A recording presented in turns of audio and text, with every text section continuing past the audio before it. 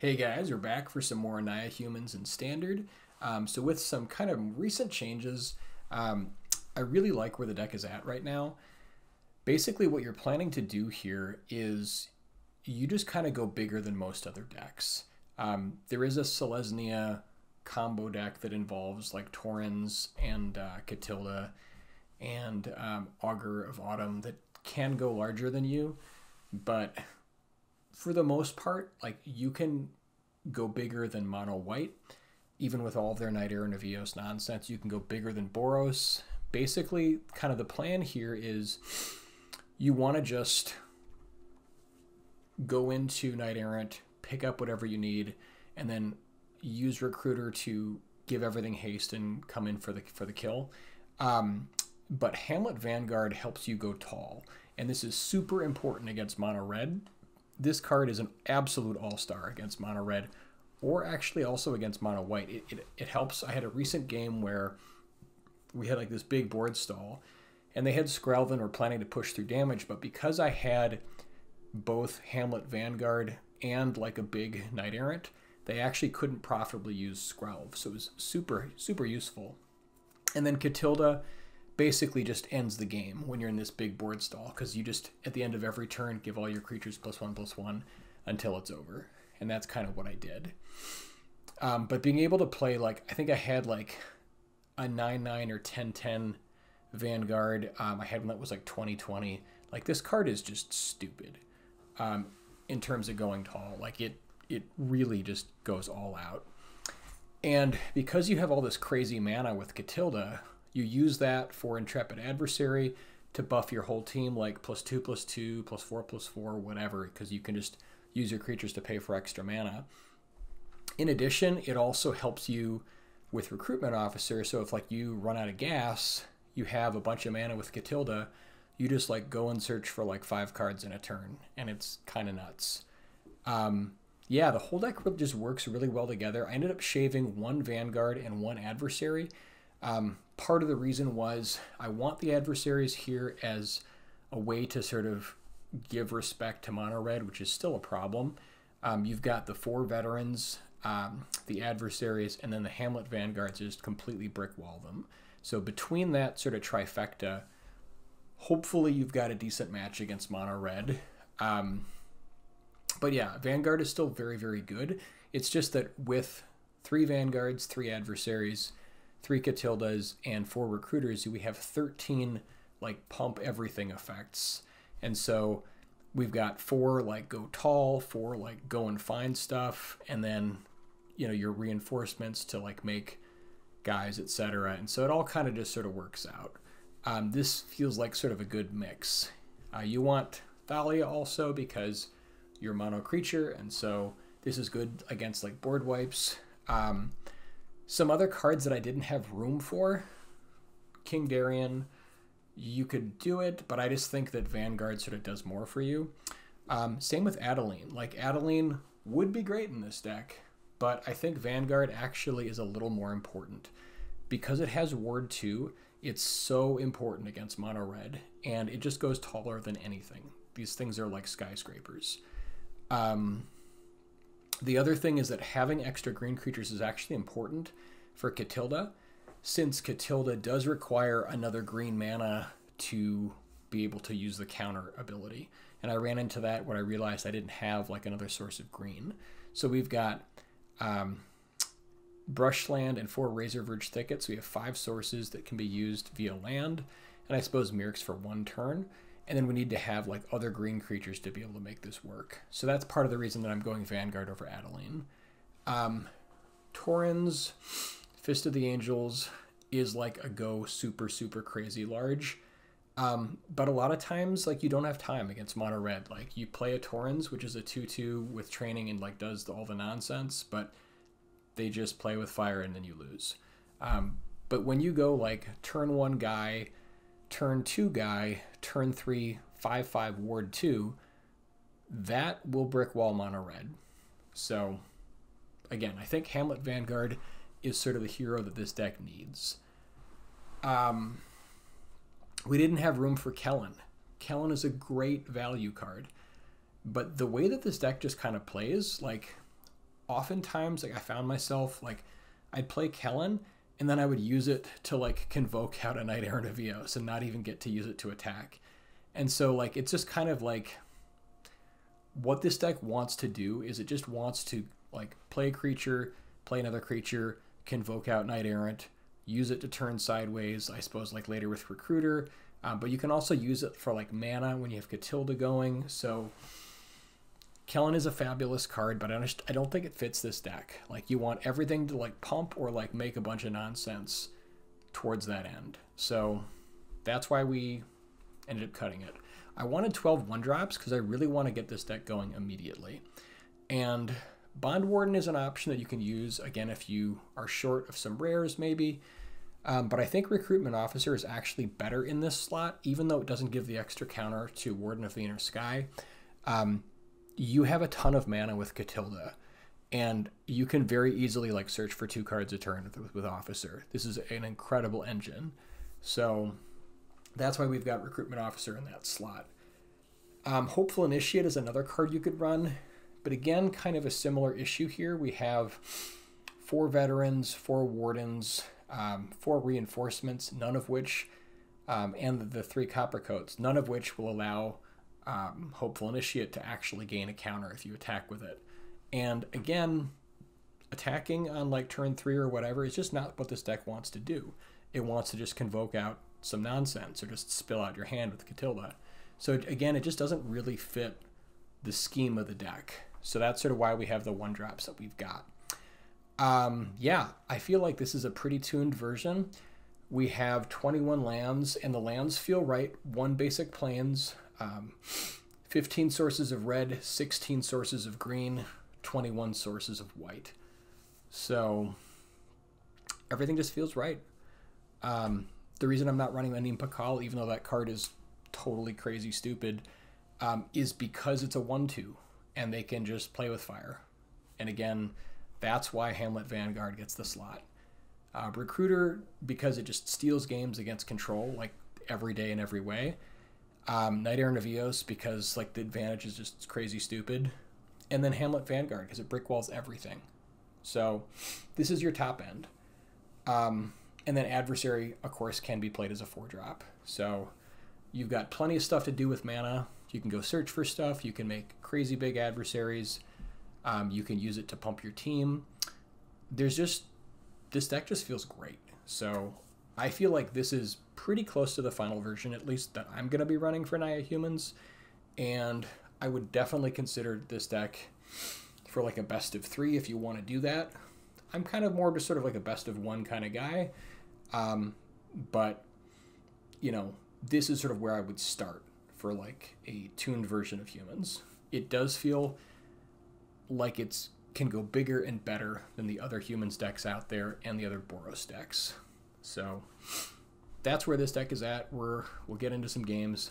One other deck I wanted to show you, I kind of made for fun just because I wanted to sort of see what it could do, is a Boros kind of just, like, straight counters deck. And I just use this sort of, like, for fun to play.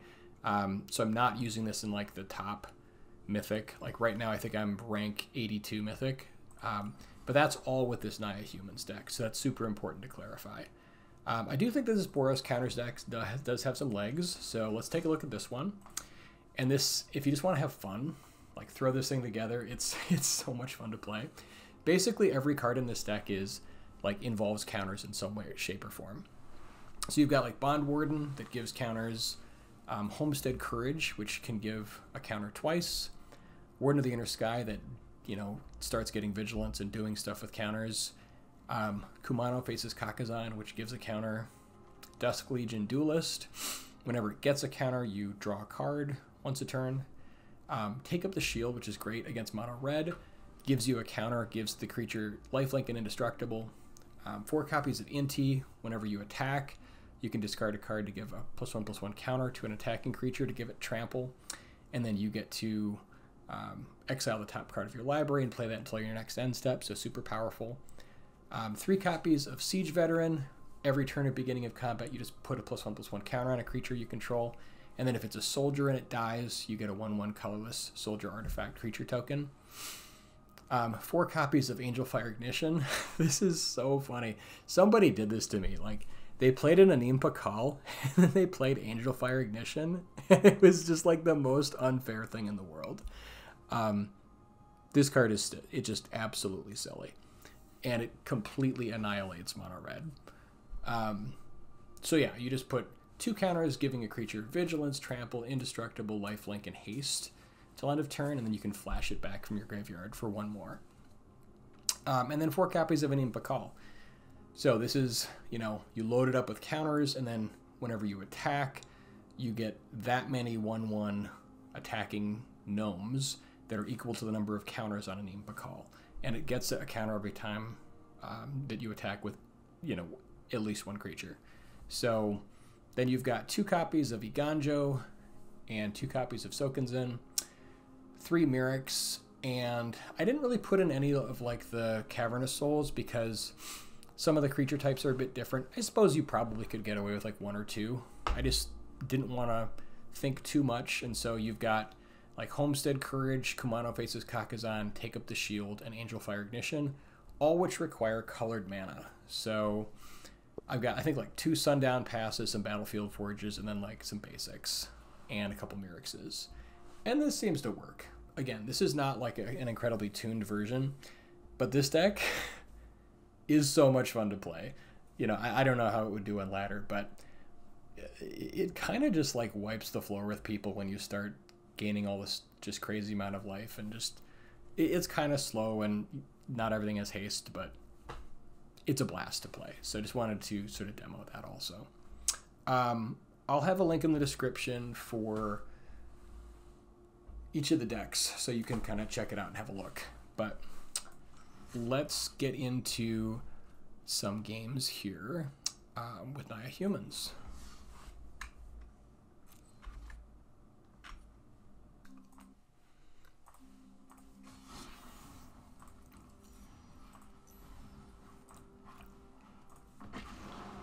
So yeah, if you're new to my channel, thank you guys so much for being here. I really do appreciate you. And I want to let you guys know that I do take your feedback and your comments, and I read them, and I really appreciate them. So I think there was somebody that said that my camera angle was set up so you were like looking at my nose, and so I've tried to fix it. Hopefully this is a little bit better. You'll have to let me know. So I'm making little adjustments all the time, but yeah, I appreciate you guys. And if you like my content and you're new, consider subscribing. Okay, this hand looks amazing. We've got all the mana, everything we need for 1, 2, 3. We are up against mono red.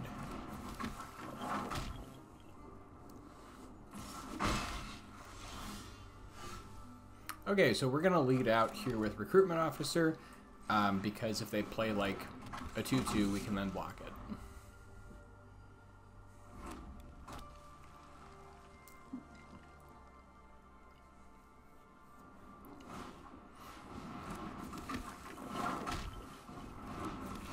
And I'm 100% trading with one of their Swift Spears here. Super happy to make that trade.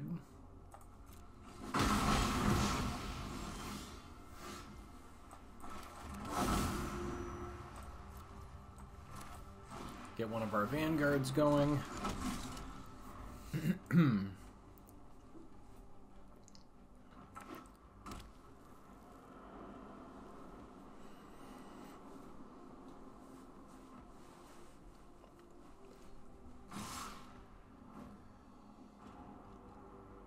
So now we're not going to block because they probably have some kind of spell.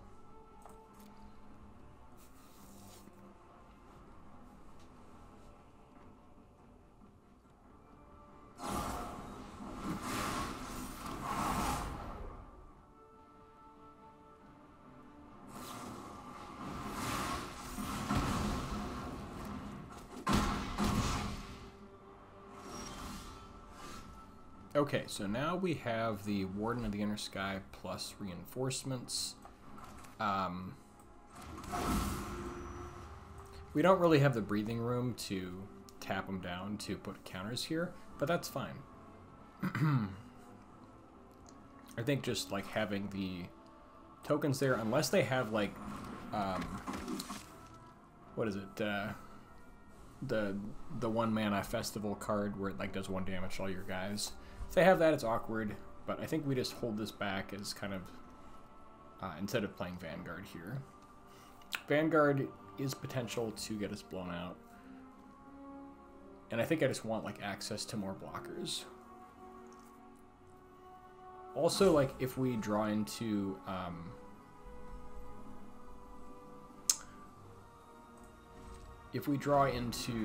like Knight Errant, that could be good.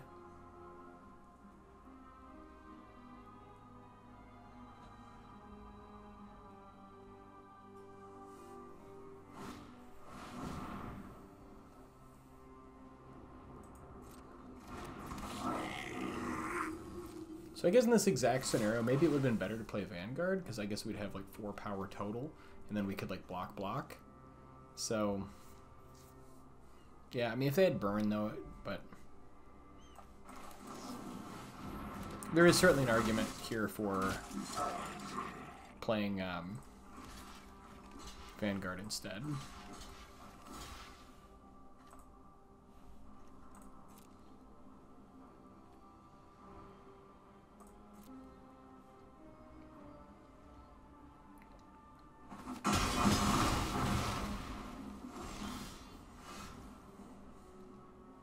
We are going to need to draw some action here pretty soon.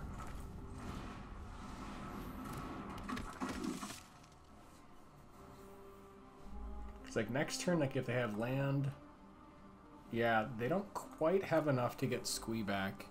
I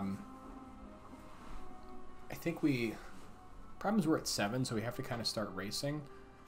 So we maybe just have to attack here with Warden of the Inner Sky and hope they like have nothing. I think we might have to attack here.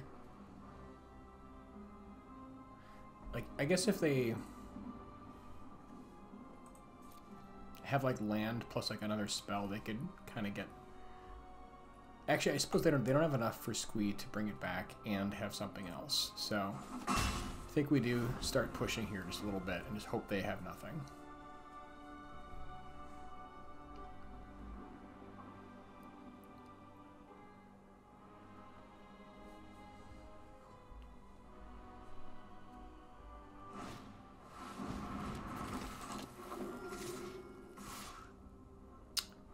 Godric is super unfortunate. So if we'd held back, I suppose we would have been in a better position here again. But we're just like losing to Phoenix Chick. Yeah. So we have to chump now, otherwise we die. Next turn.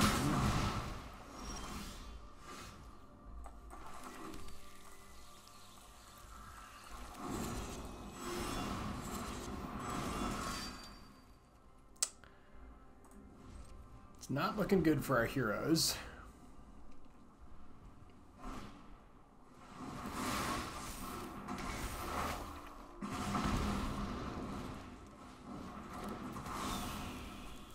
Yep, that's gonna do it, unfortunately. So, like, Mono Red is still a very hard matchup. But, I mean, we didn't see any of our life gain that game. We could have played maybe a little bit differently, but still I think would have been very, very low. So put in the comments, like, if you think, like, maybe played it a little bit differently would have helped.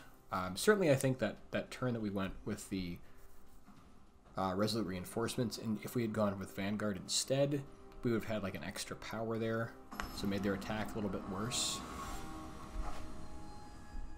So small things, but they definitely can cause you the game.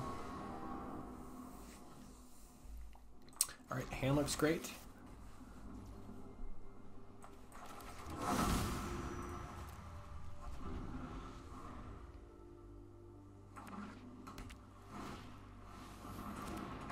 Okay, this is probably some riff on the same concept here. So I think we just want to, how do we want to do this? I think we want to get like Dawnheart Prime going.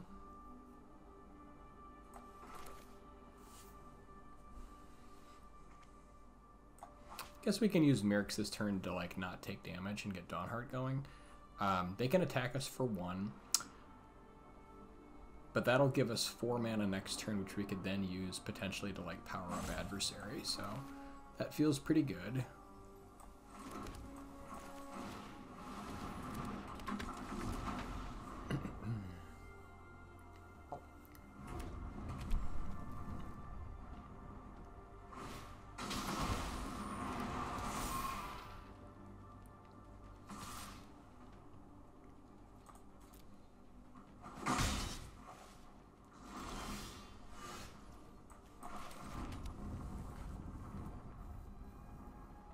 Yeah, so now I think we just go for a powered up adversary.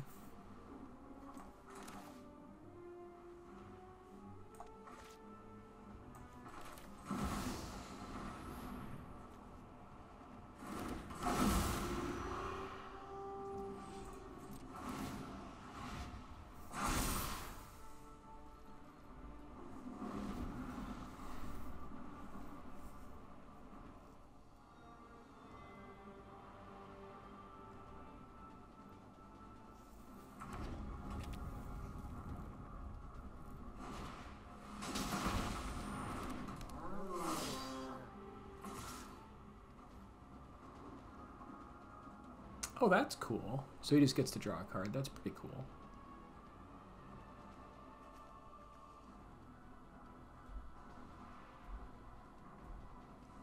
I think we want to keep our adversary around. So, like, they'll draw a card here. Maybe we trade and just kind of let go of the adversary. And then we can, like, do maybe, like, Copper Coat plus something else. I think that, yeah, giving them the just extra card here doesn't feel great. But actually they can sack their Allenbach Escort to keep it alive. So maybe we just let it through. If they didn't have Escort here, maybe we would block.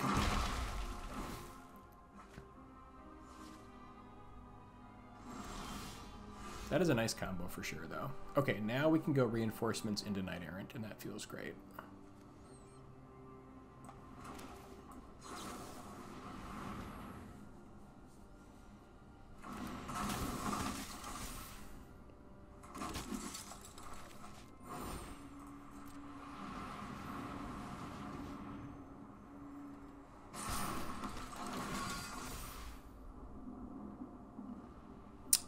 Okay, we can pick up a couple pieces here and then play like a pretty large Vanguard next turn if we need to.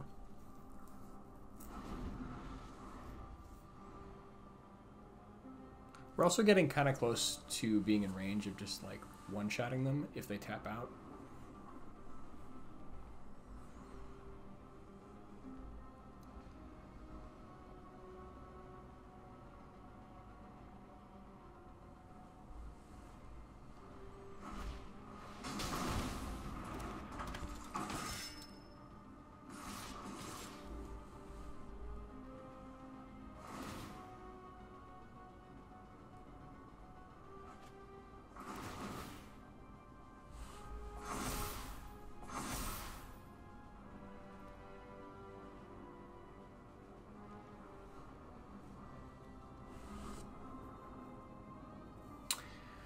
So I'm not sure what kind of nonsense they have here. I feel like they might have the like indestructible card here, but yeah, I think we're gonna go for Kutsil and try to block it.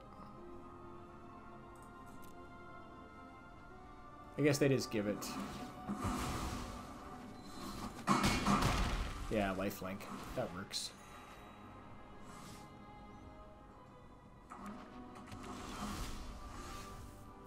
Alright, so now if we go Recruiter, how much do we have? We push for, let's see, this will be 4,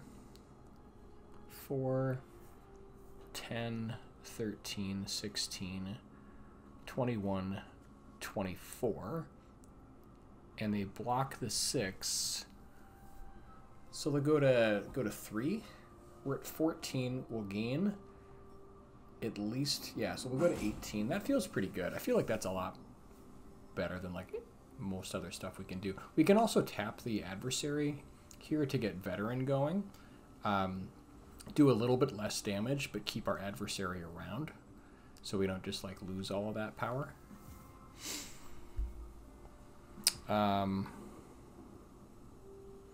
Yeah, I feel like let's maybe do that, because I think that that's still pretty good.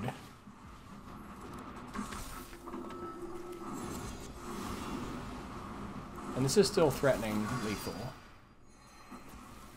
So now we just shove.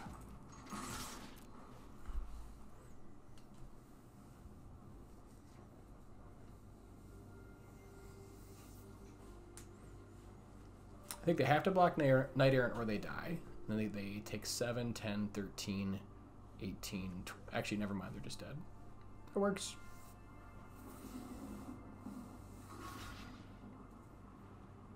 Unless they've got something for one.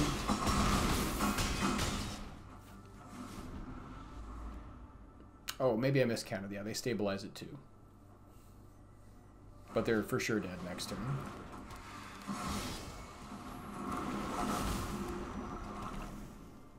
Yeah, like, their deck is cool, but, like, I feel like we're just, like, going bigger faster.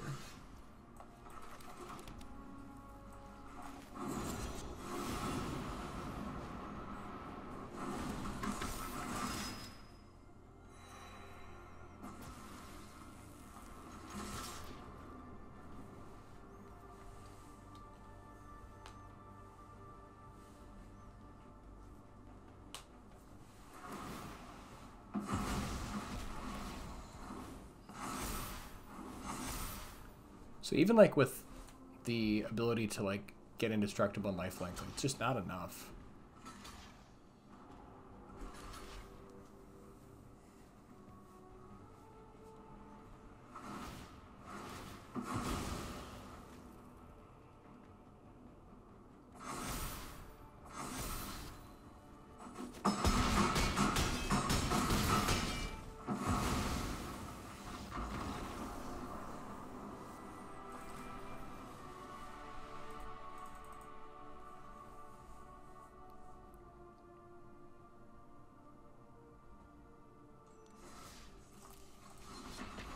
But yeah, I love this deck. I've done a bunch of games with it on my laptop, so you're not going to see all the data reflected here at the end. We're going to go over and look at Untapped GG to see where the deck is currently sitting.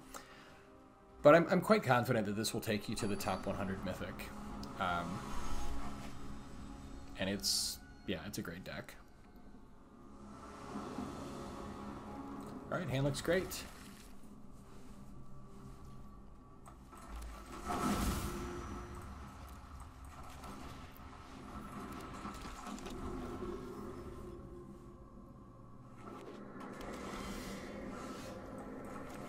Razor Verge is a nice pickup here. We can get Gatilda going.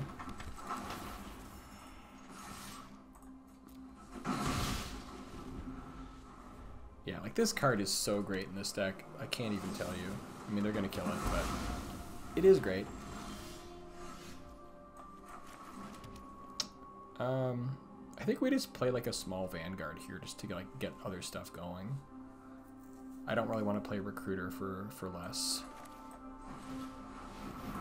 Like even as a 3/3 ward, this isn't bad.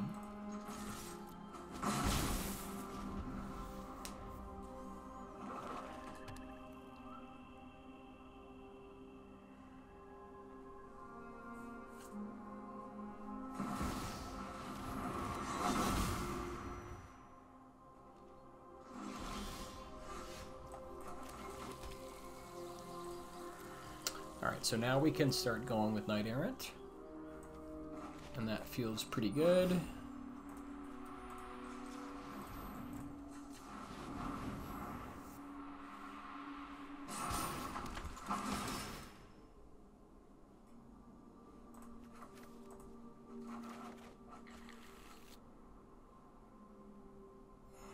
So they potentially could have a board wipe next turn. I think it's like it's fine to get the veteran going because it will be a, well, let's see. I suppose if they have like temporary lockdown, doesn't do much. If they have like depopulate, we still get the other half of the card. So I think that's actually fine. And this way, like if we draw into like another 1-drop next turn, we might just have lethal.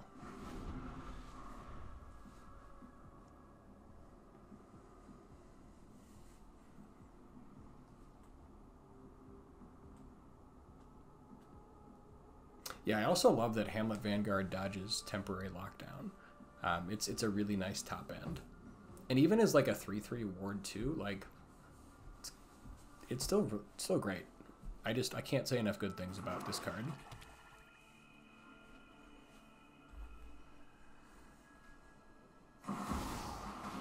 Okay, so they're gonna go find some sort of board wipe.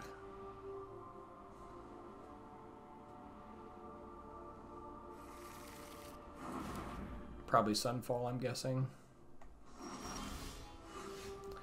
So we don't, let's see, if we go Catilda, yeah, we just don't quite have enough mana to do it all. I think we just bash for some damage.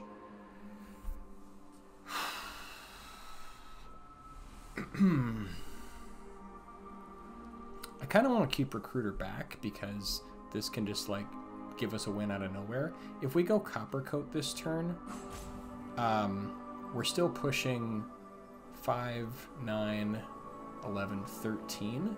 That brings him down to just 5. So if we draw a 1-drop next turn, we could just win. So I think I like Vanguard here. So otherwise, if we go like Recruiter, it's 3, 8, 12, 13, 15, not quite lethal.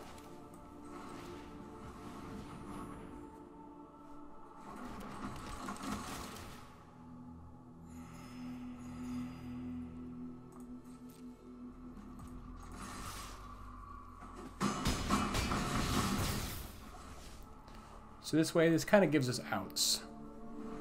If we draw a land, we have like Catilda plus Recruiter for game. If we draw a 1-drop, yeah, so that's game right there.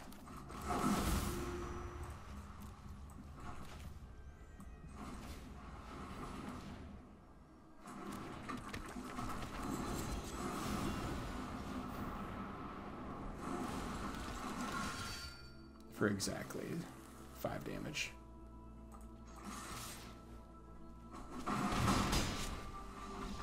Yeah, so you kind of want to set it up so that you have like your Recruiter for like the last card, if you can. So that was sort of a heads up play, just in case you're like trying to think like, which card do I use now? You always want to use your Recruiter last if you can. Cool. So this is going to be kind of a short video, but anyways, just want to thank you guys again for your support. I'm really hoping we can hit 1,000 subscribers. It's been a nice journey here over the last couple months. It's been kind of steadily going up, and I really appreciate you. We're getting closer, so almost at I think 650 now. So anyways, let's look at the stats. All right, so we are currently at 64% win rate with this deck. After kind of a whole bunch of games, it's settled a bit. And there's been a lot of different versions. I think I've had 10 versions of this deck so far. That don't even count the ones that I was tooling around with on my laptop. So 29 wins and 16 losses. So mono red is pretty even. It's about 50-50 right now. And I'm hoping that the change with adding up to 4 Vanguards will really help that match. Hopefully that can pull us a little bit north of 50%. It is a tough match because they are faster than we are. Mono white, we just go bigger, sort of, and just do everything better than them. Because we have like green and white creatures, it's hard for them to like get through with Skrelv. So Hamlet Vanguard plays a really big role in like preventing them just from like sailing through to victory. Blue-white control also doing great against.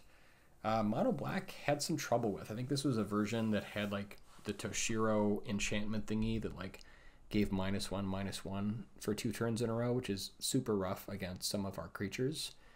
So they definitely outvalued us there.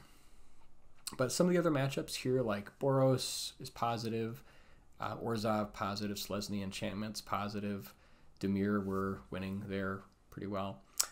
50-50 with Rakdos Anvil.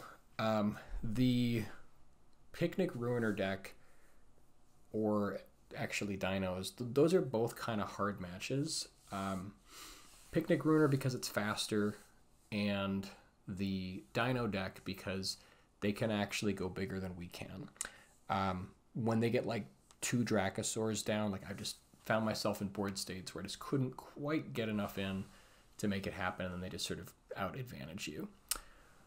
So those are, again, matchups here where I'm hoping that the Vanguard is really going to help us turn the corner just by having like crazy huge creatures that they can't deal with. Against Naya, we're doing really well, doing great against mono blue. I think we lost a match here to the Simic Artifacts deck, so like the Teething Wormlet. Doing well against Bant, and then Abzan. This might have been like some version of like the Domain deck, which again can just go bigger than us, so it just depends on like if we get like a quick enough draw there. But overall, I'm very happy with where the deck is at, and I think that these changes here, like with the Adversary, inclusion of Adversary, Veteran, and Hamlet Vanguard, if we draw them, hopefully can turn that mono-red matchup a little around. But anyways, thanks guys for watching, and we will see you next time.